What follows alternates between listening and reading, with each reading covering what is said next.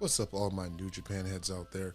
Thank you for tuning in to another edition of Chris Black's NJPW Report. If you are new to the channel, welcome. Allow me to introduce myself. I am the natural Chris Black of the Saturday Night SlamCasters podcast, independent professional wrestler, and everybody's favorite narcissist. On today's show, I'm going to go over the Sakura Genesis event that I promised that I would go over during my preview show. But I'm glad I waited because now I can talk about how this show ties into the upcoming Dontaku show, which is taking place on May 3rd and May 4th. Also, I will be discussing the New Japan Cup USA, which is kicking off tonight at 9 p.m. on NJPW Strong. I'm going to give my predictions for the tournament as well as what the winner of the tournament will receive. Got some new news coming in. So with that in mind, let's get right to the Sakura Genesis event. Now, I said during my previews, or should I say during my prediction show, that I looked at this card and was kind of disappointed because there was 5 multi-man matches and only one one-on-one match, which was the main event, Will Ospreay versus Kota Ibushi. But quickly, I remembered that this is New Japan Pro Wrestling. This is the best presentation of pro wrestling on the planet. So of course, every single match had stakes involved and it furthered storylines. So let's run down the card real quick. First match, we had Suzuki-gun members Daoki, Zack Sabre Jr. and Tai Chi defeating Bullet Club members G.O.D, Tama Tonga and Tonga Loa, the Gorillas of Destiny. Yes, I also predicted that Suzuki-gun would be winning this match because I know that the Dangerous Tekkers plan on getting some payback from G.O.D in the form of the IWGP World Tag Team Championships. But until then, Tai Chi still got some heat with Tama Tonga over the Iron Glove. So instead of getting right to the tag team match, going into the Dontaku show, we're going to have Zack Sabre Jr. taking on Tonga Loa and Tai Chi taking on Tama Tonga in a Iron Finger from Hell match, which will be going down on night 1, which takes place on May 3rd. But yes, Suzuki-gun wins the match, the 6-man tag. In the next match, we had a 10-man tag match of Chaos members Yoshihashi, Tomohiro Ishii, Hiroki Goto, Toru Yano, and Kazuchika Okada, defeating Bullet Club members Dick Togo, Yujiro Takahashi, Taiji Ishimori, Kenta, and Evil. Now, even though I predicted that the Bullet Club would go away with the victory, however, they lost. But they did not really lose because Bullet Club will be getting what they really wanted, which is a shot at the Never Openweight 6-man Tag Team Championships. So we have the team of Takahashi, Ishimori, and Kenta will be challenging Yoshihashi, Tomohiro Ishii, and Hiroki Goto at a later time for the 6-man Never Openweight Championships. And I believe that match is going to be taking place on April 20th on the road to Dontaku. So I absolutely will be covering that at some point. All right, the third match, we had the United Empire defeating LIJ members Tetsuya Naito, Sanada, and Shingo Takagi. Now, the thing with this match is they had a mystery partner. Great-O-Kahn and Jeff Cobb teamed up with, drumroll please, Toa Henare, now known as Aaron Henare, debuted as the newest member of the United Empire. And yes, we all predicted that it was going to be him. But man, does Henare look like $1 million. It is about time this competitor finally starts to get some shine on him. I think that the United Empire is going to be a good fit for Henare. I only see good things coming, so I'm excited. They got the win, as they should have. The United Empire needs to be on the rise right now.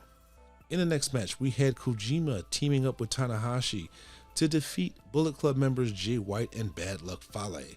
Now, unfortunately, I thought Jay White and Bad Luck Fale would get the victory in this one, but no.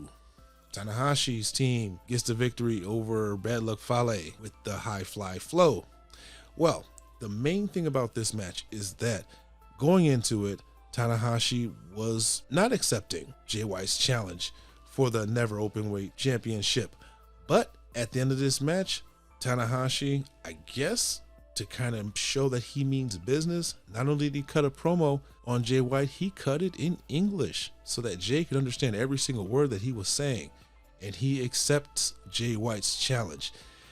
And that match will be taking place on night 1 of the Dontaku show, which is taking place again on May 3rd. So can't wait for that to go down.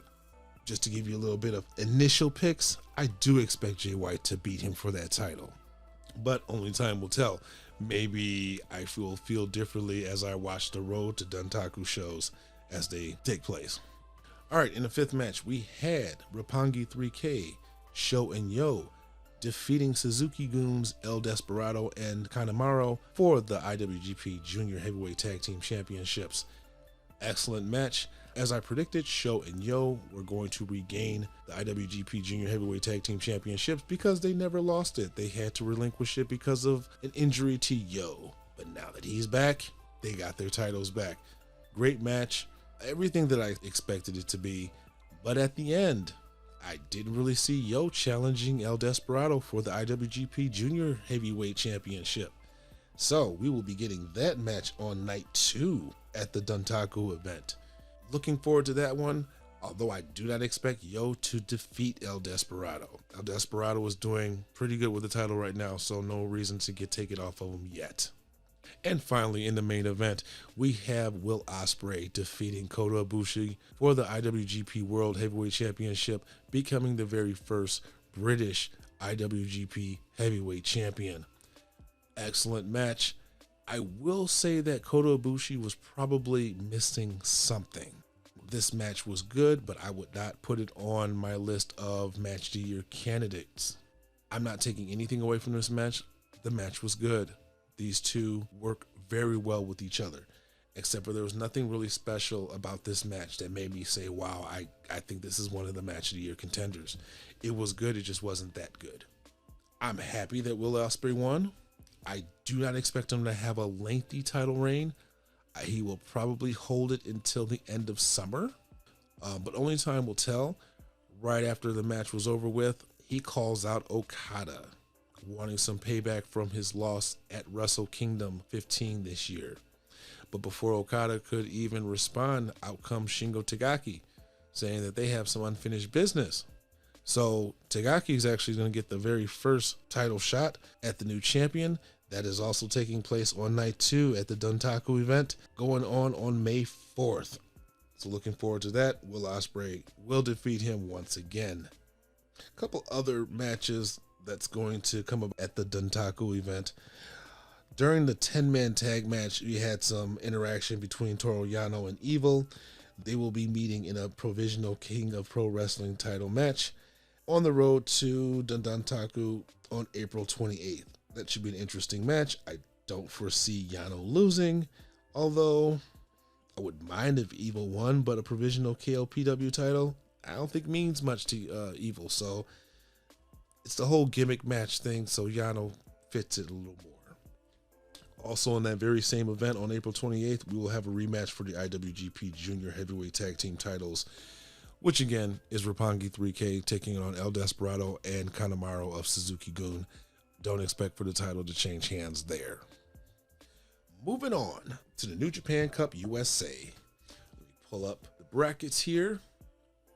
All right. Well, before I get into my picks, let's talk about what the winner is going to receive. Now, originally, when they ran this tournament last year, the winner was going to receive a shot at the IWGP US Heavyweight Champion at the time, which is still Jon Moxley. Kenta won that last year. But instead, the winner is not going to be a contender. The winner is going to hold the brand new title, the NJPW Strong Openweight Championship, which will be defended, seems like exclusively on the NJPW Strong television show, which to me makes it a TV title. Openweight because anyone can challenge for it. They're not going to have divisions like heavyweight and junior heavyweight on Strong. I feel like this is the perfect title for this show. That means that it has stakes and there is a top dog. Now, with that in mind, the 8 men that are involved in this tournament is Clark Connors, Leo Rush, Brody King, Chris Dickinson, Ren Narita, Tom Lawyer, that is Filthy Tom Lawyer, Hikuleo, and Fred Rosser. Now, looking at that field of 8, I feel like there's only 3 possibilities as far as a winner. That is Clark Connors, Ren Narita, or Hikuleo. Why? Because these are the only 3 guys that are actually contracted with NJPW. Not to say that it would be a bad move if someone else were to win, but if you're going to give the very first title to somebody, it might as well be someone under contract. Maybe that's not the direction that they'll go. I originally had Tom Lawler winning this tournament and facing Jon Moxley, but seeing as how the winner's not facing Jon Moxley, they will be carrying around the NJPW Strong Openweight Championship. So if I had to pick between Clark Connors, Ren Narita, or Hikuleo, I would have to go with Clark Connors. Although I think a final between Clark Connors and Ren Narita would probably be the best choice, as they're both young lions getting ready to graduate or on the cusp of graduating, and I'd like to see them represent NJPW Strong as originals to the company. I think it'd be a good launching pad for either one of these two, because if they want to shed the young lion skin, this is a good way to acknowledge that they have moved on and they are a contender. So if I was to go through how this would go about, Clark Connors will be defeating Leo Rush tonight. Chris Dickinson will be defeating Brody King. Ren Narita will be defeating Filthy Tom Lawler. And Hikuleo will be defeating Fred Rosser. Meaning that in the semifinals, we have Clark Connors taking on Chris Dickinson, which Clark Connors will defeat.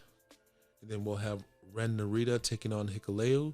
In a upset, Ren Narita will win the match and end up facing Clark Connors in the finals. And I'd be fine with either one of them winning. Or an alternative would be Hikuleo pins Ren Narita, and you have Clark Connors fight to the death against Hikuleo and get that victory. Either way, Clark Connors is my pick to win the New Japan Cup 2021 USA. And that is all I have for you today. I want to thank everyone for tuning in to this edition of Chris Black's NJPW Report. If you have enjoyed this show, won't you go ahead and give me a like, hit that like button, show your appreciation, show that you are a New Japan head. And if you're interested in seeing more content from my channels, be sure you hit that subscribe button. That way you are alerted every single time new videos are uploaded. So let me go ahead and take this home. You can find me on social media. There are links in my description, which will take you to my Facebook, Instagram, and Twitter pages, as well as the Saturday Night SlamCasters podcast, our YouTube channel, Facebook page, and Facebook group. Once again, I want to thank you for tuning in. If you are brand new to the channel, again, welcome, and I hope that you come back in return. I cover all of New Japan and give my reviews because I believe they deserve it. New Japan Wrestling, I've said it once, I'll say it again, the very best presentation of professional wrestling on the planet. So until next time, come get slammed.